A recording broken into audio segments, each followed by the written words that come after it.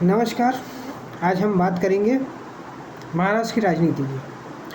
महाराष्ट्र की राजनीति की में ये चल रहा है कि महाविकास आघाड़ी में सुनने में आ रहा है कि कांग्रेस सबसे ज़्यादा सीटें लेने वाली है। 100 सीट्स के ऊपर 90 सीटें मिलने वाली हैं उबाटा शिवसेना को, और उससे 80-85 सीटों पे लड़ने वाली है एनसीपी। फिर नई अपडेट आई है कि तीनों पार्टियां 85-85 सीट में लड़ेंगी और बाकी की जो सीटें हैं वो शायद समाजवादी पार्टी या किसी और गठबंधन साथी को मिलेगी। अब प्रश्न ये उठ रहा है कि जब शरद पवार इतने बड़े नेता हैं तो वो कम से कम 130 से 150 सीटों पर क्यों नहीं लड़ रहे। दूसरी तरफ महायुति में आप देखिए भाजपा जो है ज़्यादा से ज़्यादा सीटों पर लड़ती है। दिक्कतें वहाँ भी हैं, यहाँ भी हैं।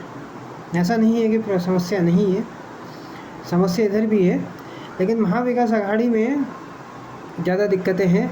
शिवसेना और कांग्रेस आपस में भी लड़ रहे हैं ज़्यादा से ज़्यादा सीटें पाने के लिए। और उद्धव ठाकरे का जो एम्बिशन है वापस से फिर से मुख्यमंत्री बनने का, वो जा ही नहीं रहा है। इस पे प्रश्न उठने लग गए हैं कि इंडी गठबंधन में कितने लोगों में एकता है। कभी संजय राउत कुछ कह रहे हैं, कभी नाना पटोले कुछ कह रहे हैं, तो लोगों में एक परसेप्शन बन रहा है कि ये लोग साथ में होकर भी साथ में नहीं हैं। दूसरी तरफ ये सवाल उठता है कि शरद पवार इतने बड़े नेता हैं फिर भी इतनी कम सीटों पे क्यों लड़ना चाह रहे हैं। ऐसे तो ये अपनी जो लड़की को मुख्यमंत्री बनाने की महत्वाकांक्षा है वो कैसे पूरे करेंगे, क्योंकि राजनीति में परसेप्शन ही सब कुछ होता है। एक बार आपका परसेप्शन ख़राब हो गया तो फिर आपको सत्ता में आना बहुत मुश्किल है। जैसे तैसे जोड़ तोड़ की सरकार बन गई थी, लेकिन वो सरकार भी गिरा दी गई। शिवसेना को भी तोड़ा गया, एनसीपी को भी तोड़ा गया। पहले अजीत पवार कमज़ोर दिख रहे थे और ऐसा लग रहा था कि महायुति की सबसे कमज़ोर कड़ी यही बनेंगे, लेकिन अब लोग कह रहे हैं कि जो स्टेट विधानसभा के हिसाब से जो इनके पास संगठन है वो पूरा इतने अजीत पवार के पास है, शरद पवार के पास नहीं है। तो हो सकता है ये बड़े इम्पैक्ट कर सके और महायुति को एक फ़ायदा हो सके, एक एडवांटेज हो सकता है। इसीलिए इन्होंने जो अजीत पवार का वोटर है उसके लिए मदरसे के टीचर्स के सैलरी 3 गुना बढ़ा दी है, और लाडली बहना योजना तो है ही, ताकि ज़्यादा से ज़्यादा महायुति को फ़ायदा हो सके। और जब तक चुनाव होंगे तब तक 2 या 3 किस्त मिल चुकी होगी। इस तरह से इनको फ़ायदा मिल जाएगा। बेनिफिशरी जो रहेंगे वो भाजपा, शिवसेना और एनसीपी को ही वोट डालेंगे। तो गिमिक्स अगर सही बैठते हैं तो लोग चुनाव भी जीत सकते हैं। लेकिन अब प्रश्न ये है कि अब जो जिसको इतना ओवर हाइप किया गया था कि शरद पवार पूरे स्टेट में सबसे बड़े नेता हैं, सबसे बड़े मराठा लीडर हैं, चाहे तो प्रधानमंत्री भी आगे बढ़ चल के बन सकते हैं, प्रतिभा है, वो आज तक सिर्फ 74 सीट से ऊपर एनसीपी को नहीं जिता पाए। और अगर वो लड़ेंगे ही 80-85 सीटों पे, तो फिर वो कैसे अपने दम पर मेजॉरिटी लाकर खुद अपनी लड़की को मुख्यमंत्री बना सकते हैं, ये भी प्रश्न है। और उन्होंने भाई भतीजावाद का आरोप ना लगे इसलिए जयंत पाटिल को आगे कर दिया है कि ये भी मुख्यमंत्री हो सकते हैं।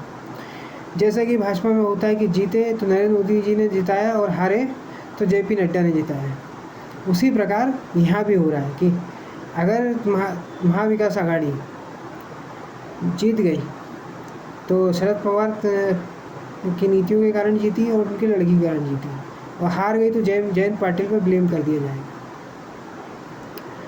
अभी भी सीटों की कशमकश चल रही है। इसी बीच मनसे ने भी अपने 45 उम्मीदवारों को उतार दिया है, उनके नाम घोषित कर दिए गए। कई ऐसी सीटें हैं जहां पर हो सकता है मनसे के उम्मीदवारों का पुणे, मुंबई, नासिक में असर देखने को मिल सकता है, और वो किसके वोट काटेंगे ये वक्त ही बताएगा।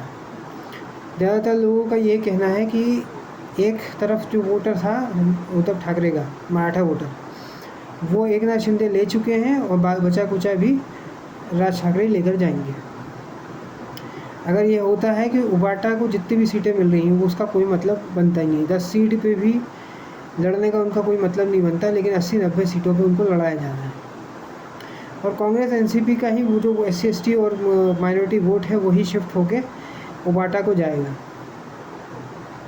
तो इसका कोई सेंस बनता ही नहीं है। ये जनता के लिए एक्सेप्टेड ज़्यादा नेता बचे नहीं हैं। जो उनके मुख्यमंत्री काल में हुआ है उसके कारण इनकी खुद की इमेज गिर गई और पूरा संगठन जो है वो एकनाथ शिंदे के पास है और पार्टियां, लीडर, संगठन और मुद्दों पे चलती हैं। और दूसरा ब्लेंडर उद्धव ठाकरे ने ये कर दिया है कि इन्होंने ये बोल दिया है कि अगर हमारी सरकार बनी तो हम जो पहले जो भी निर्णय लिए गए हैं उनको वापस ले लेंगे। इसका मतलब ये भी है कि लाडली बहना योजना को वापस ले लिया जाएगा और जो माइनॉरिटी स्कॉलरशिप्स है और जो दूसरे SC ST के फ़ायदे हैं वो भी ये लोग वापस ले लेंगे। तो इसलिए कि जनता में गलत परसेप्शन जा रहा है और महाविकास आघाड़ी को उद्धव ठाकरे के कारण ही नुकसान झेलना पड़ सकता है, जैसी कि खबरें आ रही हैं। क्योंकि ये कोशिश तो करते हैं ये सही भाषण दें, लेकिन हर बार कुछ ना कुछ गलत ब्लंडर कर देते हैं, कहीं ना कहीं गलत चले जाते हैं। और इनके साथ जो है संजय राउत, वो तो इनके लिए, इनके साथ ब्लंडर करने के लिए काफ़ी है। हर बार वो कुछ ना कुछ ऐसा बयानबाजी कर देते हैं ताकि और बड़ा ब्लंडर हो जाता है। इनके मुख्यमंत्री काल में जो ब्लंडर हुए हैं और उसके बाद जो संजय राउत ने जैसे जैसे स्टेटमेंट दिए हैं उन्हीं के कारण आज उबाटा की हालत ऐसी है। जो अनुमान लगाया जा रहा है वो बहुत ही भयानक है कि उबाटा का शायद अस्तित्व भी ना रहे। इस चुनाव के बाद उद्धव ठाकरे का कुछ भी बचेगा नहीं, वो एज ए लीडर एक्सेप्टेड ही नहीं होंगे। और अगर होते तो अकेले भी चुनाव लड़ सकते थे। देखिए 2014 में इनकी 63 सीटें आई थी शिवसेना की, 40 सीटें ऐसी थी जहाँ पर ये कम अंतर से हारे थे। अगर वहाँ पर मेहनत करते तो ये 100 सीटें भी जीत सकते थे 2019 में, लेकिन इन्होंने सोचा शॉर्टकट तरीके से मुख्यमंत्री बन जाते हैं। तो ये शरद पवार के पास चले गए और मुख्यमंत्री बन गए कम 57 सीटों पर भी। शरद पवार ने सोचा कि कांग्रेस तो कभी हाँ बोलेगी नहीं, तो वैसे ही फिर से चुनाव करवा लेंगे, लेकिन कांग्रेस वाले मान गए और सरकार बन गई। तो अब ये कैसे सामंजस्य बिठाएंगे 6 की 6 पार्टियाँ, उस पर डिपेंड करता है कि महायुति में भी कई सारे ऐसे हैं कि अलग अलग मतभेद हैं। कई जगह पे एनसीपी के कहीं पे कोई प्रोग्राम होता है तो वहाँ पे शिवसेना वालों को नहीं बुलाया जाता, कहीं पे शिवसेना और भाजपा का कोई प्रोग्राम होता है तो एनसीपी वाले नहीं होते। ऐसे ही कई सारे कॉन्ट्रडिक्शन महाविकास आघाड़ी में भी हैं।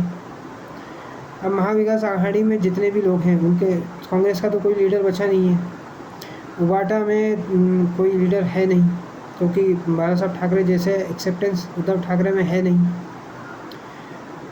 और एनसीपी में शरद पवार जो है कई 74 से ऊपर सीट्स ला नहीं पाए हैं, अपने दम पे खुद का मुख्यमंत्री बना नहीं पाए, इसलिए उन्हें भी गठबंधन करना पड़ रहा है ताकि उनका माइनॉरिटी वोट बट ना जाए और SC ST वोट बट ना जाए।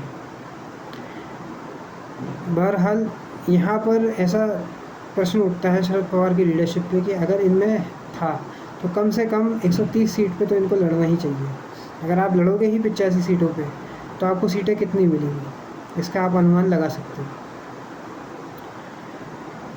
और इसमें कई छोटी छोटी जो पार्टियां रहेंगी, वंचित बहुजन अघाड़ी या मनसे, इनका भी एक इम्पैक्ट देखने को मिलेगा। और ये तो आप जानते हैं कि विधानसभा में 4-5 हज़ार वोट भी रहते हैं, वो भी मैटर करते हैं, उसका भी एक लार्जर इम्पैक्ट होता है।